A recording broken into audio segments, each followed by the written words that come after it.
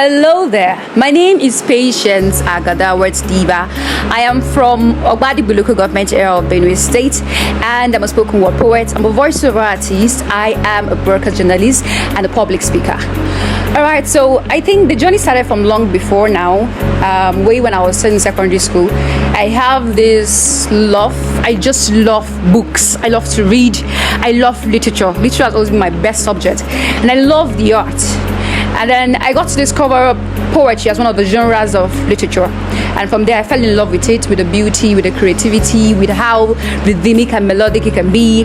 And that is how I started developing interest into the art of performance poetry. And later on, I studied mass communication from the University of Jos, where I became a broadcast journalist, and the rest is history. Phew, that's a lot. All right, so I thank God for grace because it hasn't been easy. But one of the things that I love about what I do is that they're all connected. They are more like 5 daughters from one mother. They are all stringed together. They all have to do with me, my voice, and the things that I know and can do. So when it comes to whether it's voiceovers, whether it is spoken word poetry, whether it is anchoring events, presentation on radio, they are all stringed together. These are all media related stuff, and it becomes easy because it is natural and it's part of me and it's in line with what I've studied in school. So it's just like a flow. It's like a river that just flows on its course. Okay, I have quite a number, like there are many. So I think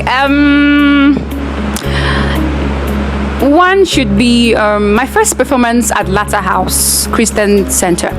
So the first time I was at Latter House was for a contest, the Mambaya 1 million naira competition, and I flopped.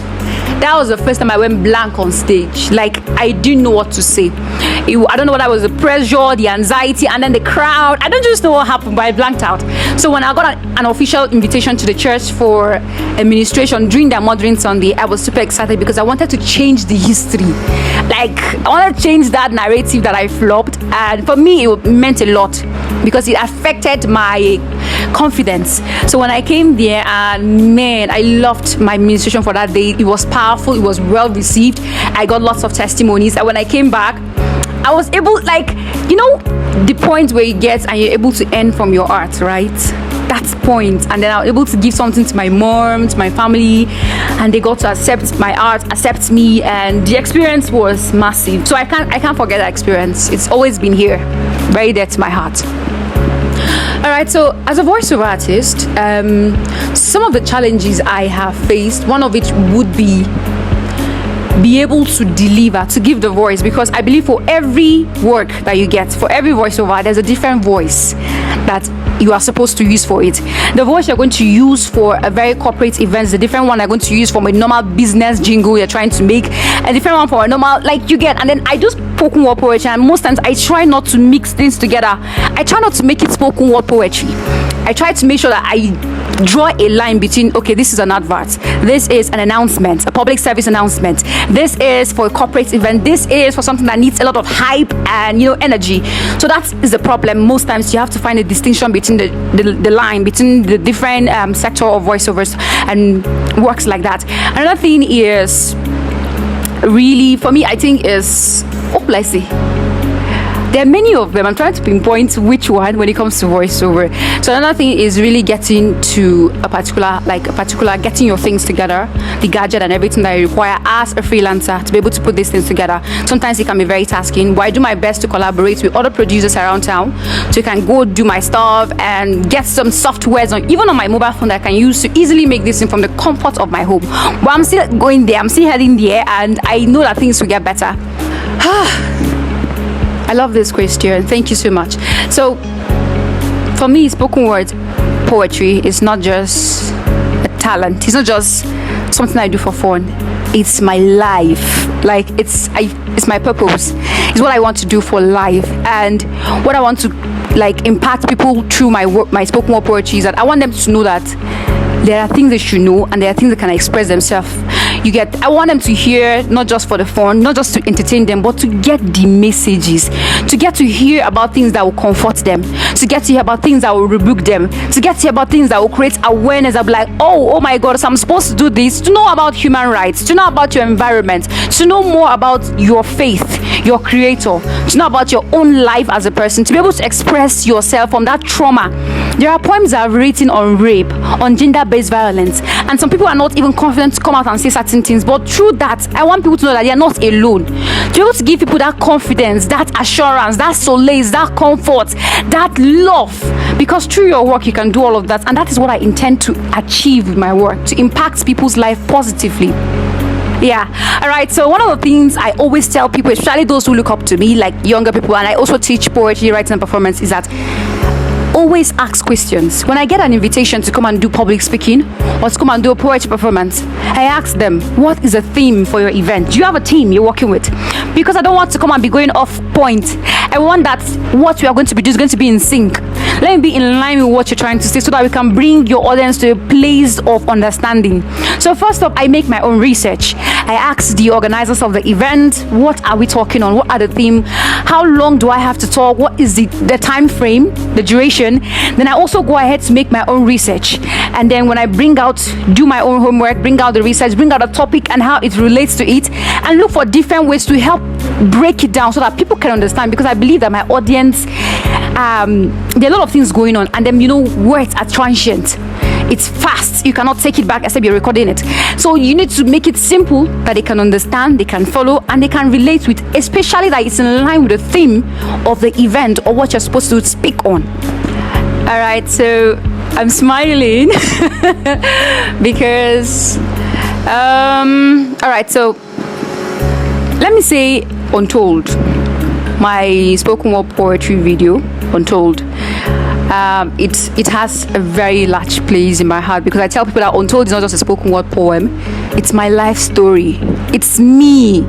It's what God has been able to help me through and has held my hand through, and I'm still going over it and everything. And then I remember when I had to shoot the video, the people that came through for me, my friends, my mom, my family members, my sister was there, even the church supported me. Like I shot that video in the church, and many people don't know, when they watch the video on my YouTube channel, they'll be surprised because of the stages. And I had so many talented people on the crew to help it be that beautiful and excellent. Shout out to Sojourn, shout out to John Yoila, many other persons that came together to make it a success. That is like, I felt like I was watching my life on a screen, and I was able to say it, and people were able to relate and resonate with it. It was everything to me, and it's always been number one in my heart. Okay, so I just have a few things to say from aspiring, or I don't want to use the word upcoming, for young poets and talents. The thing is, you have to really know your source. I always tell them, know your source. When I say your source, know where you're starting from, know what you're drawing from. I don't like to say know your creator or know your God, but something like that. Know your God, right? Know your source, because when the going gets tougher, it's only your source that can keep you. Once you don't know your source, you will be left hanging in the wind, and anywhere the wind blows, you will go. And then do not be in a hurry. Do not be in a hurry to reap what you have not planted yet. Do not be in a hurry to blow. Do not be in a hurry to see that you are on big stages with your normal colleagues and everything. Do not just follow the process. Know your becoming. Know the appropriate persons to work with. Know who to learn under. Know the materials to get access with. Take time to build yourself, so that when you get that spotlight, you will not run out. You will not be exhausted, because when that time comes, you start asking yourself, how can I handle this? How can I? So that moment of growth, that moment of becoming, it's time for you to build yourself and build your art, so that when you get that solid foundation, nothing can stop you again. So know your source. Don't ever forget your source. It will take you a long way. All right, so like I said, I believe that poetry is a tool for mass education. It's beyond mere entertainment, punchlines, and the rest, and to make people snap their fingers. I believe that your work has power, and words are powerful. So when I see certain things within my environment, many things around me inspire me.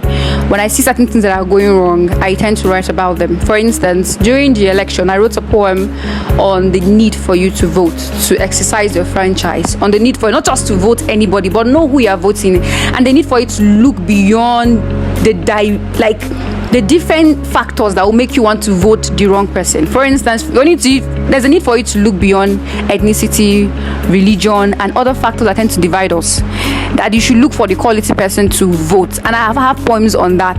I also have poems that talk about human rights. You don't need to violate somebody. You have poems on gender-based violence, I have poems on rape. So this is the way at which I tend to, lend my voice certain things that are happening within the society. As a creative, as a spoken word poet, I cannot turn a blind eye to the things that are happening around me. At the same time, I cannot talk about every single thing, but the ones I'm able to, at least I should shed the light, and I should lead the people, because somehow we're like Moses leading the people to the promised land. So I try my best to go the right path. See, my background has been my fuel. I will not go lie. Johnny will go fire. He guys buy plenty fuel. So my background has fueled my journey in life. It has been the motivational factor, the motivating factor for me to push me, because there are pains, right? And there are different methods in which people deal with pain, and the outcome you want to get depends on the method you decide to use. So I have things that are challenging and are besetting me, but I don't allow it to weigh me down. I don't allow it to make me to go into wrong vices. I use that as a fuel to energize me, so that I keep pushing. I don't stop. I say, okay, I look around, like, okay, I don't like where I'm staying. I don't like the environment. I feel like I deserve more. There's need for more. There's need for better. So that becomes like a factor to push me, to make me keep going. So whenever I look around, I feel like, okay, I'm not where I want to be, but I'm not where I used to be, but I need to keep going. So it keeps encouraging me. It keeps making me to want to be better, for the sake of those who are coming behind me, and for the sake of the people I have around me, and for my sake too. Okay, so as a broadcast journalist, one of the things that you need to know is that your voice, especially for those on radio, your voice is a tool. It's one of those major elements for you to use to reach out to people. So, and one of the things I learned, especially in my classroom, and shout out to my lecturers, the things that you need a very clear voice. No matter how sweet and melodious your voice is, if it's not clear, people cannot hear you, you have failed. So you need a very clear voice, and you need to carry people along, and you need to understand your audience. If I have people that are listening to me that are not like the elites, or they're not that educated, there's a need for me to come down, to speak the normal Nigerian pidgin, and say, my people, how na day? How waiting they happen for we don't want? You need to come down to that level, and you need to also know that there's a different level of understanding that your audience can have, and your ability to capture that, your ability to know your audience and know what appeals to your audience, helps you, informs you to know how you will use your voice. That's the tool to be able to reach out to them and the way that they will understand. So you have to be clear. You have to understand the pacing, not to be too fast and too slow, and also to know the appropriate language in which to reach out to your audience. Because if your voice is sweet, if you speak better English and your audience don't understand English, you don't feel be that now. Woohoo! The big one. Alright, ladies and gentlemen, I want you to keep your fingers crossed, anticipate with full chest.